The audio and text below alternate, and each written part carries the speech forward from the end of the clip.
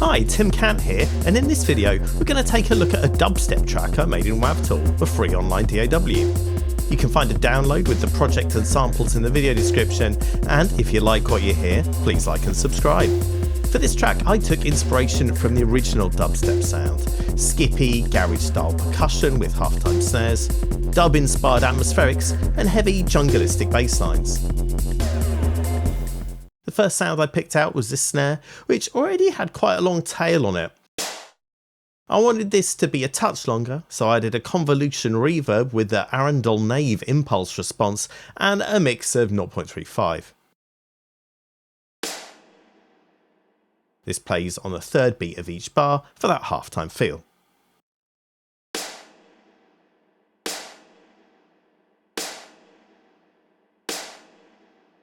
Next I picked this kick sound, which I felt was good and punchy without being overbearing. I wanted quite a busy kick pattern for that old school dubstep feel, so I programmed this 2-bar sequence that's got quite a lot going on. You'll notice that I've used a touch of 16th note swing here, which means that the notes that play on even numbered 16th notes play slightly behind the grid, and this gives the track a funky feel.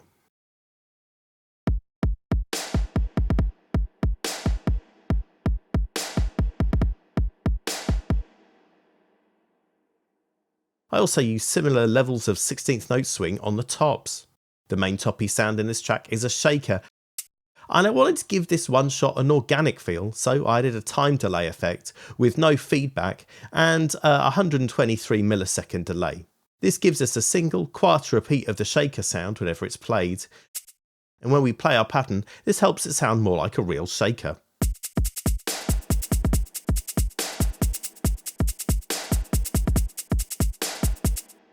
I also added a convolution reverb, again with the Arundel Nave setting. You'll notice that the velocities are varied, and again this gives the part a more natural feel.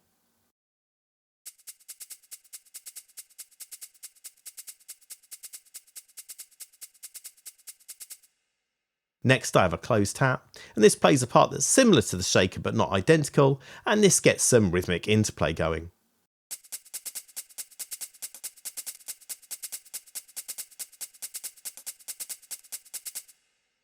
The open hat plays between the beats, and I use differing note lengths and velocities to vary the sound, which makes it more rhythmically interesting.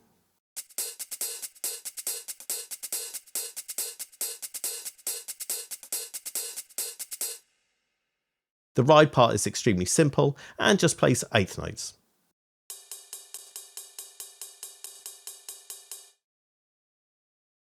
The final drum sound is this clave style sound, which plays yet another pattern over the top of the other elements, and I use this to develop the rhythm part during the arrangement.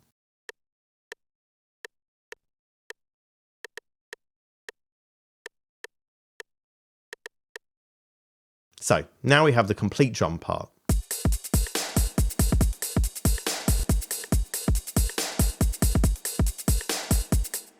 Usually at this point I'd add a mid-range musical element, perhaps playing some chords, but for this track I wanted to focus on the bass line. So I added a wavetable synth and used that to create a very simple wobble bass. This is a square oscillator with a low pass filter on it that's modulated via an LFO. I chose a resonance level that made the filter movement obvious without detracting from the synth sound's heavy low end frequencies.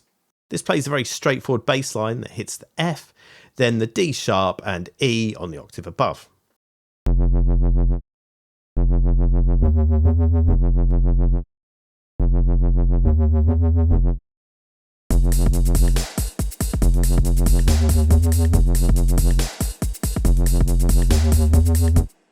There's a big space in this bass line, and I thought it'd be cool to use that space to play another bass sound, so I added another wavetable synth, and this time I used a sine oscillator that's pitch modulated by an envelope. This causes the pitch of the sine to drop, creating what you might call a bass bomb effect. I feel this creates a cool rhythmic interplay with the wobble bass and prevents the wobble bass from becoming boring.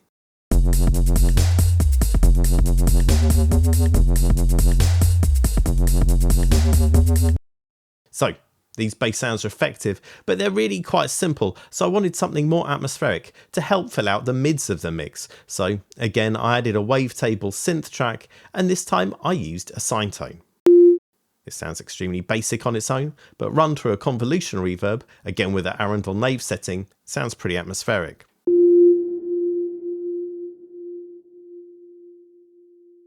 At this stage I wanted something with a more dynamic feel and harmonic richness, so I turned to Wavetable Synth's selection of presets and picked Arc Dub Techno Chord.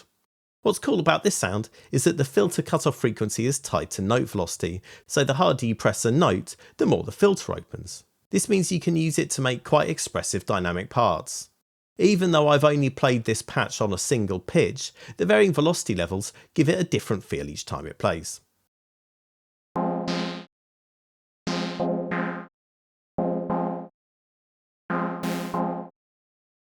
To make this sound fit into the dubby feel of my track, I've added a tempo delay, convolution reverb, this time using the Ely Large Choir Hall preset, and preceded these with an EQ band set to high pass mode, which I'm using to cut out everything below 300Hz. This makes sure that its low frequencies don't interfere with the kick, snare and bass sounds.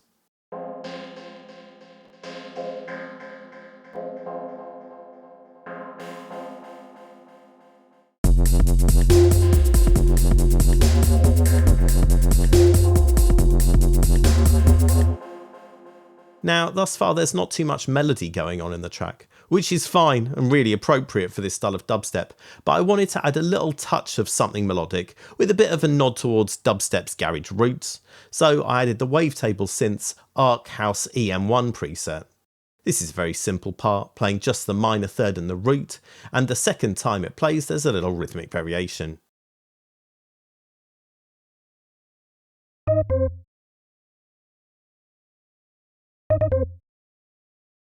Again, I filtered out the low end and added a convolution reverb with the Arundel Nave setting to put it in a virtual space.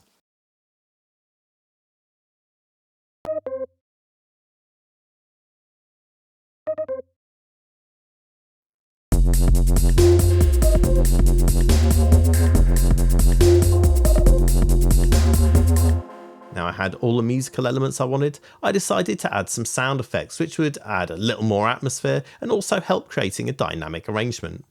I got these samples from WavTool's Libraries, Loops and Samples section, and the first sound I picked was Impact 01. I felt this sound had a really great texture that fit perfectly with the vibe I was going for. But I did filter the low end and add a convolution reverb to help it fit in the mix.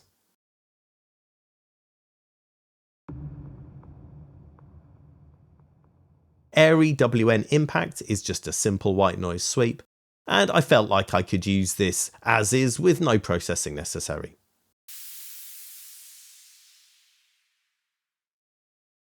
Rising Sim Transition is a smooth cymbal wash, and again I felt no need to process this, I just positioned it so that its crescendo coincides with the start of each section.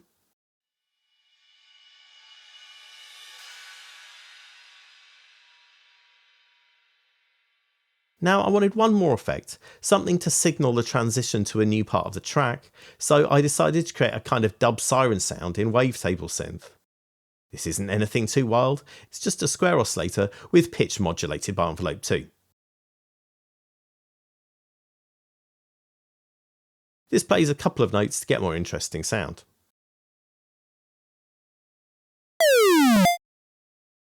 Again, this is filtered, delayed and reverbed to give it a suitable dubby feel.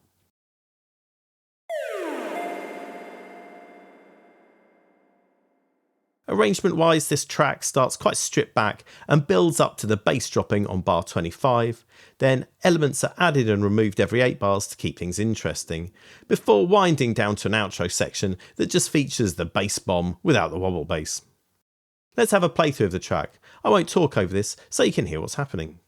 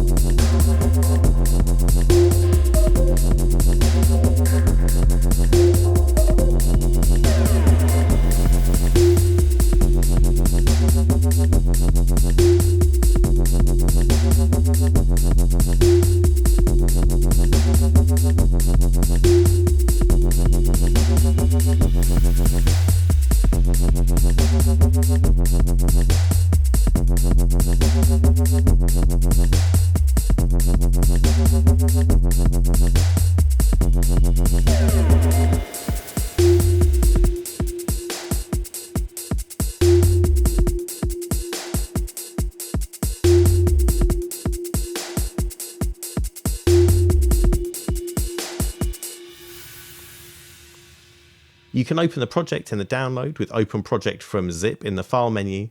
You'll find a sample pack download in the description too. And until I see you again, have fun.